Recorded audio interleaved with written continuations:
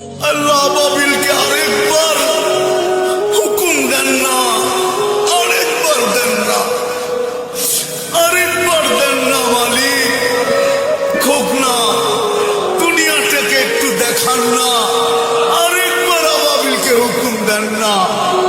আল্লাহ আমাদের গুনাহ মাফ করে আরেকবার আবাবিলকে হুকুম দেন না, আরেকবার দেন না, আরেকবার দেন না।